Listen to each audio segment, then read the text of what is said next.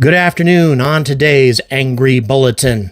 In this, the first episode of the CIA UFO files, we learn about an encounter between a Russian military unit and a UFO that turned out downright deadly. All of this and more coming at you on the Angry Astronaut right now.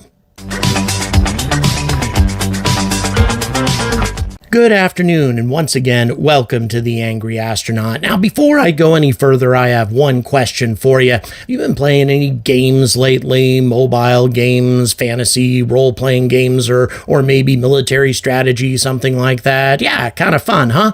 Delete all of them, because the only game you really need is Raid Shadow Legends.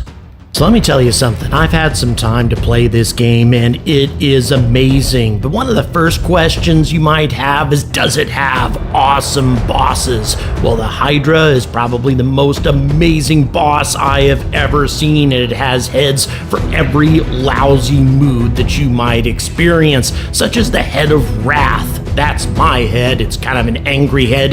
The head of Torment if you're flying with Starliner. The head of Blight. Not sure what that's associated with. Maybe the state of Boeing. And finally, the head of Mischief. That's kind of Elon Musk's head. So next question, does it have awesome graphics? Well, have a look at this guy, the Stag Knight Champion, which you can unlock for free utilizing a code called JTSkin. All you have to do is put that in the first 72 hours of play. So what about, is it free to play, pay to win? There are so many games like that, not so much this one. For example, in order to get Sun Wukong, all you have to do is log in 7 times before October 31st. Don't pay a penny and get one of the best champions in the game.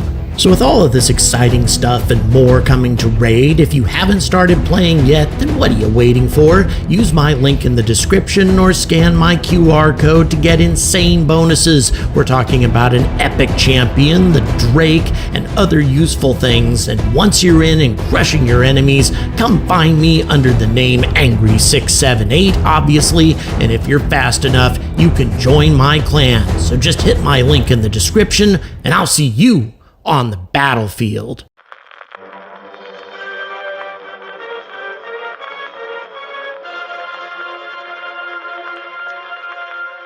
So if I told you that the CIA had a massive cache of documentation that they had declassified not too long ago on their website all about UFOs, well, I bet you a lot of you would probably doubt my word. But the fact of the matter is, it's there, something called the CIA Reading Room, and they have an entire section devoted to UFOs with many, many reports dedicated to the CIA's information gathering process and what this process had discovered from the early 1950s until the turn of the century. And some of these stories are downright outlandish, and some of them deal with UFO behavior that is very unconventional compared to the type of behavior we're used to seeing. That is to say, aggressive actions on the parts of these UFOs, and in some cases, lethal action. For example,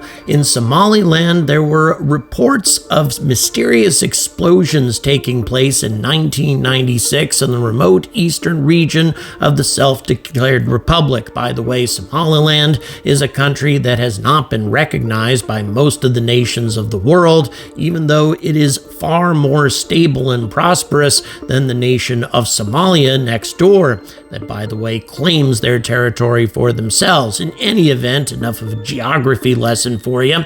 They apparently occurred in December of 96, but because of the remote nature of the area have been slow coming to light. The blasts had been attributed to various causes, from UFOs to rocket tests. The Somaliland leader, Mohammed Agal, had this to say, quote, "We have these mysterious reports from our nomadic population there, and then I sent a 4-man commission, 2 doctors, a veteran veteran doctor and one minister, and they have submitted to us a report which is very, very alarming. They said that they went there almost a fortnight after this thing had taken place, and they found most of the animals in the area are still in sort of a demented stage. They were not grazing, they were just stampeding all over the place. Some of them, who are very close to the area, have got skin rashes, and some of them are having very, very big problems. They are almost shedding their outer skin. There are indistinct boils all over the place. We are sending back some doctors to evaluate the human damage and the animal damage that has been done. Egal went on to say that the tribesmen in the area reported that the explosions were very sudden. There was no noise preceding them. Whatever was delivering the energy producing these explosions made no sound. They were just the blasts and whatever strange craft were accompanying it.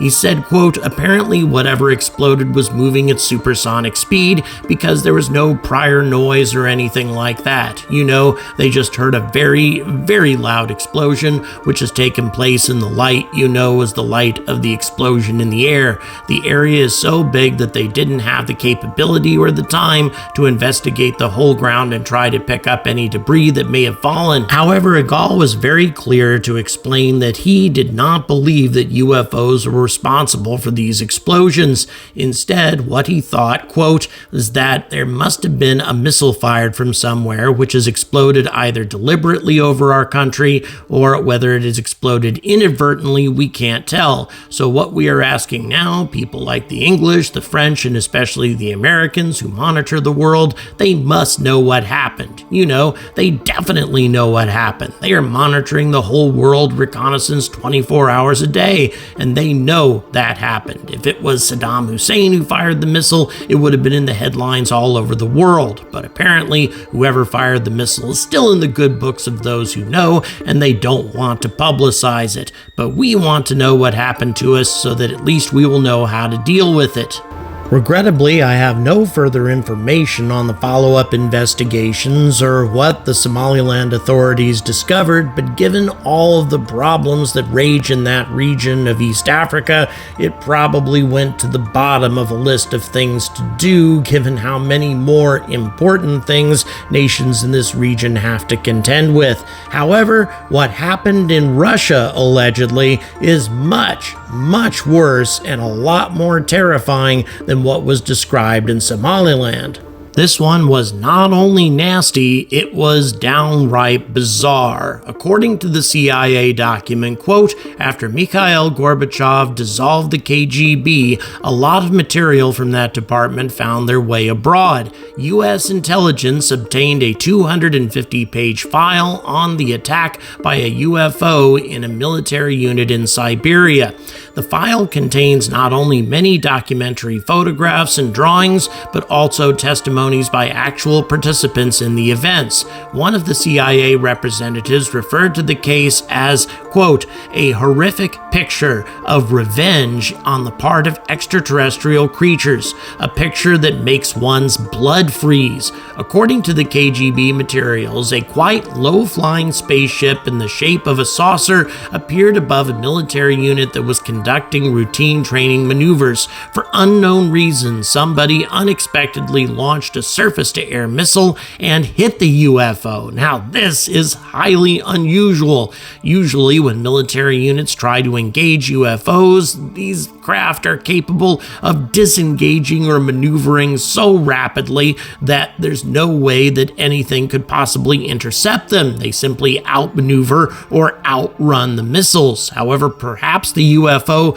was so close to the surface-to-air missile battery that it didn't have time to maneuver. In any event, it fell to Earth not far away, and 5 short humanoids with large heads and large black eyes emerged from it. It is stated in the testimonies by the 2 soldiers who remained alive that after freeing themselves from the debris, the aliens came close together and then merged into a single object that acquired a spherical shape. That object began to buzz and hiss sharply and then became brilliant white. In a few seconds, the spheres grew much bigger and exploded by flaring up with an extremely bright light. At that very instant, 23 soldiers who had watched the phenomenon turned into stone poles. Only 2 soldiers who stood in the shade and were less exposed to the luminous explosion survived. The KGB report goes on to say that the remains of the UFO and the petrified soldiers were transferred to a secret scientific research institution near Moscow. Specialists assume that a source of energy that is still unknown to Earthlings instantly changed the structure of the soldiers' living organisms, having transformed it into a substance whose molecular composition is no different from that of limestone. A CIA representative stated, quote, "If the KGB file corresponds to reality, this is an extremely menacing case. The aliens possess such weapons and technology that go beyond all our assumptions. They can stand up for themselves if attacked."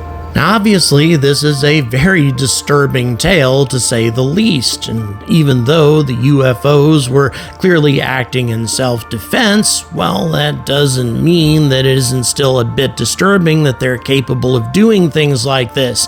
If, of course, this story is to be believed. How could something like this have happened? Well, actually, even though this seems a bit like magic, there have been discoveries made since this report was made to suggest that there are types of technology that could actually carry out the more or less instantaneous transmutation of matter. It's worth noting that all of the elements with atomic numbers greater than 92, such as plutonium, are man-made elements created through transmutation. By the way, in a future episode, I'm going to talk about a star that we have detected that has large amounts of plutonium inside it. A very strange phenomena indeed, especially when you consider that plutonium does not occur in nature. But anyway, getting back to the topic at hand, most nuclear reactions involve the artificial transmutation of elements. Artificial transmutation can be accomplished through the use of particle accelerators that strike elements with alpha particles or small nuclei. With this process, some of the protons from the bombarding particles are lodged in the target nucleus, promoting the transmutation into a different element. In a nuclear reactor, the target nucleus is struck with neutrons, resulting in the fission of nuclei. And by the way, we've been able to carry out transmutations like this with elements other than fissionable elements like uranium. Dr. Ernest Rutherford in 1919 carried out the first nuclear reaction between alpha particles and nitrogen. In this reaction, a nitrogen nucleus combined with a high-speed helium nucleus to form 2 new nuclei and a proton. This demonstrated the possibility of transmuting elements, and this led to Rutherford, a physicist who had received the 1908 Nobel Prize in Chemistry, essentially performing alchemy. Now, obviously, we do not possess the kind of particle accelerators that would be necessary to carry out the sorts of transmutations that were described in this report, but the principle is still sound and viable, assuming that you had advanced enough particle accelerators. Who knows what an alien species many thousands or even millions of years more advanced than us might be able to do. However, there's one really big problem with this CIA report. The source that makes all of these claims is the, quote, authoritative magazine Canadian Weekly World News, unquote, which, by the way, was a tabloid magazine that shut down in 2007, known for their outlandish and ridiculous stories. If this is the only source that all of this information comes from, well, it is almost certainly a hoax. However, the CIA report also quotes Ukrainian sources on this particular story, but nevertheless, it does seem pretty shaky. But I have one question here. If the CIA made a common practice of quoting ridiculous sources like this for everything they put in this particular set of declassified documents, then why don't they have all of the strange UFO stories that would have been associated with tabloid magazines? I mean, they are easy to come by. Why not have the Elvis arriving on UFO stories, or the UFOs that kidnapped my grandma and turned her into a kumquat, and why the quote from a CIA representative at the end of the report talking about this being an extremely menacing case. Now, it seems to me that there's a lot more to this than just some sort of tabloid nonsense. That being the case, though, we don't have a lot of other information aside from this report. If the CIA knows anything else about this case, the case where allegedly 23 Russian soldiers suffered a very awful fate at the hand of extraterrestrial visitors, well, they're not talking. But there are many other interesting cases in the CIA UFO files, and if you want to see more of this, hit that like and hit that subscribe. If this video gets to 4,000 likes, I will make another CIA Files video. And by the way, my Cincinnati visit is coming up tomorrow, Thursday the 14th from 6:30 to 8:30. All the details are in the description. Don't miss this event, Ohio viewers. Please don't forget to share this content, and also don't forget to join me on Raid Shadow Legends. And as always, stay angry about space.